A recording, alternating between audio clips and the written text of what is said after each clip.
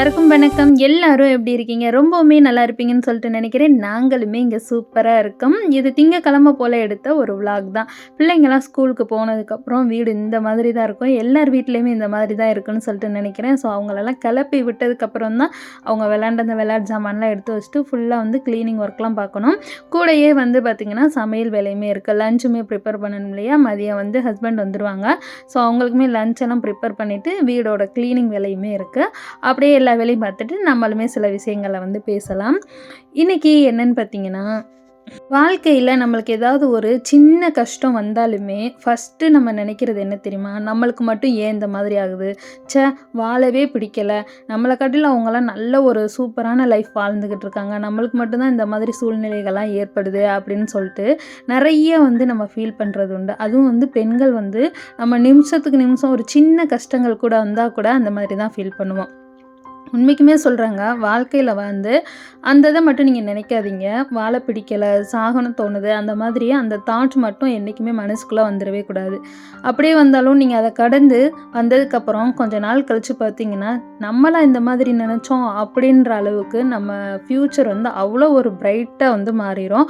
ரொம்பவே அழகாக இருக்குங்க. எல்லா கஷ்டத்துக்கும் அப்புறமே ஒரு அழகான வாழ்க்கையை வாழ்கிறதுக்காக தான் கடவுள் நம்மளுக்கு முன்னாடியே அந்த மாதிரி கஷ்டங்களை கொடுக்குறாரு.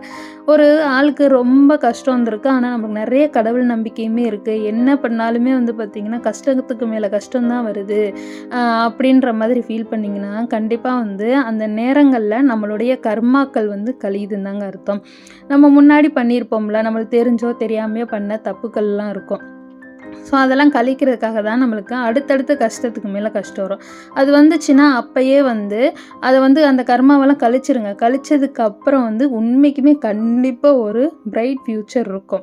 அந்த கஷ்டங்களுக்கு அப்புறம் ஒரு கொஞ்சம் வருஷங்களுக்கு அப்புறம் நீங்கள் நினைப்பீங்க, நம்மளாம் இந்த மாதிரி நினச்சோம் அப்போ நம்ம அன்னைக்கு ஒரு தப்பான முடிவு எடுத்திருந்தோம்னா, சாகணுன்ற ஒரு முடிவு எடுத்திருந்தோம்னா இன்றைக்கி இந்த மாதிரி ஒரு வாழ்க்கையை நம்ம வாழ்ந்துருப்போமா, இந்த மாதிரி ஒரு குடும்பம் கிடச்சிருமா, நம்ம கணவர் நம்ம குழந்தைங்க எவ்வளோ ஒரு ஹாப்பியான லைஃப் நம்ம வாழ்ந்துக்கிட்டு இருக்கோம் அப்படின்ற மாதிரி ஒரு தாட்டுமே உங்களுக்கு வந்துடும். ஸோ அப்போதைக்குன்னு வந்து எந்த கஷ்டம் வந்தாலும் கஷ்டத்துலையோ அல்லது கோவத்துலையோ எடுக்கிற முடிவு வந்து என்றைக்குமே சரியான முடிவாகவே இருக்காது. ஸோ வந்து பெண்கள் வந்து நம்ம ரொம்பவே போல்டாக இருக்கணும்.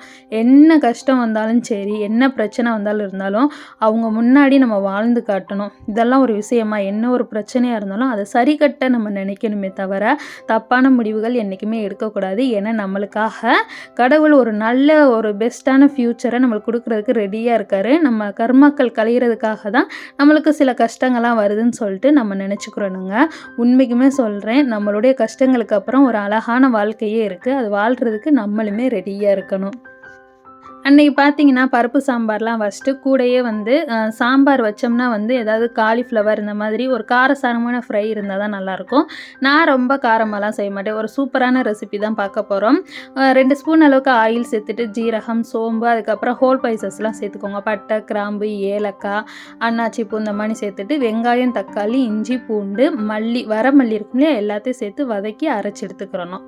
அதுக்கப்புறம் பார்த்திங்கன்னா கடாயில் 2 ஸ்பூன் அளவுக்கு ஆயில் சேர்த்துக்கிட்டு வெங்காயம், ஜீரகம் வதக்கிட்டு நம்ம ஏற்கனவே வந்து கட் பண்ணி வச்சுருக்க காலிஃப்ளவரையும் சேர்த்து வதக்கிட்டு அது கூட வந்து ஏற்கனவே அரைச்சி வச்சுருக்க முடியாது மசாலா அதையும் சேர்த்துட்டு 2 ஸ்பூன் அளவுக்கு குழம்பு மிளகாய் தூள் மட்டும் போட்டு நல்லா கூட்டி வச்சு சுருள வதக்கி எடுத்திங்கன்னா சூப்பரான காலிஃப்ளவர் கிரேவி ரெடி ஆயிரும். கண்டிப்பாக ட்ரை பண்ணி பாருங்கள். அதை நல்லா வந்து நம்ம சுண்ட வச்சு வச்சோம்னாலுமே நல்லா தொக்கு மாதிரி சூப்பராக இருக்கும். டேஸ்ட்டு ட்ரை பண்ணி பாருங்கள்.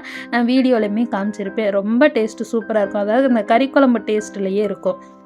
சில பேர் வந்து நம்ம ரிலேஷன்லேயே இருப்பாங்க, பக்கத்தில் இருந்தால் தான் தொல்லையாக இருக்குன்னு சொல்லிட்டு அவங்கள விட்டு கொஞ்சம் தூரமாக இருந்தாலுமே பார்த்திங்கன்னா அவங்கள விட்டு என்றைக்குமே நம்மளுக்கு தொல்லையாக இருக்கும். என்னென்னு பார்த்திங்கன்னா நம்ம பக்கத்துலேயே வந்து யாராவது ஒரு ஸ்பை மாதிரி வச்சுக்கிட்டு அப்பப்போ அவங்ககிட்ட ஃபோன் பண்ணி கேட்குறது, இவ என்ன பண்ணுறா, இவன் ஹஸ்பண்டோட வெளியில் போகிறாளா என்ன அப்படின்ற மாதிரி, அவளுடைய வாழ்க்கை அவளுடைய லைஃப் ஸ்டைல் எந்த மாதிரி இருக்குது, எங்கே அவள் லைஃப்பில் ஒரு படி முன்னேற்றம் ஆனாலும் அவங்களாலாம் தாங்க முடியாது. எவ்வளோ தூரமாக இருந்தாலும் நம்மளை பற்றின டீட்டெயில்ஸ் ஏதாவது கிடைக்காதா, நம்மளை பற்றி நோட் விட்டுக்கிட்டே தாங்க இருப்பாங்க. நம்ம வளர உட்காரத வந்து சுத்தரவு அவங்களுக்கு பிடிக்கவே பிடிக்காது. அந்த மாதிரி ஆளுங்க வந்து நம்மள வந்து பார்த்துக்கிட்டே தான் இருக்கணும். ஆனா நம்ம வளர்ச்சிய தேடி போய்க்கிட்டே தாங்க இருக்கணும். இந்த மாதிரி ஆளுகள் பார்த்தீங்கன்னா, அவங்களுடைய கெட்ட எண்ணங்களே அவங்கள வந்து அவங்க வாழ்க்கையில முன்னேற விடாது. அவங்களுடைய எண்ணங்களே அவங்கள கொஞ்சம் கொஞ்சமா அழிச்சுக்கிட்டே இருக்கும். அது தெரியாம வந்து மத்தவங்க என்ன பண்றாங்க, தனக்கு பிடிக்காதவங்க என்ன பண்றாங்க, எது பண்றாங்கன்னு யோசிச்சுக்கிட்டே இருந்துட்டு தன்னோட வாழ்க்கைய வாழ மறந்துருவாங்க. நெறைய பேர் இந்த உலகத்துல அந்த மாதிரி தான் இருக்காங்க. ஸோ அந்த மாதிரி உங்களுக்கு ஆப்போசிட்டா யாராவது பண்ணிக்கிட்டே இருந்தாங்கன்னா, நல்லா நீ என்னைய பத்தியே நெனச்சுக்கிட்டே இரு. ஆனா நான் என் வாழ்க்கைய பார்த்து போய்க்கிட்டே இருப்பேன் அப்படின்ற மாதிரி அந்த ஆள்கள பத்தி நம்ம துளி அளவு கூட திங்க் பண்ணாம நம்ம லைஃப நம்ம பார்த்துக்கு போய்க்கிட்டே இருக்கணும்.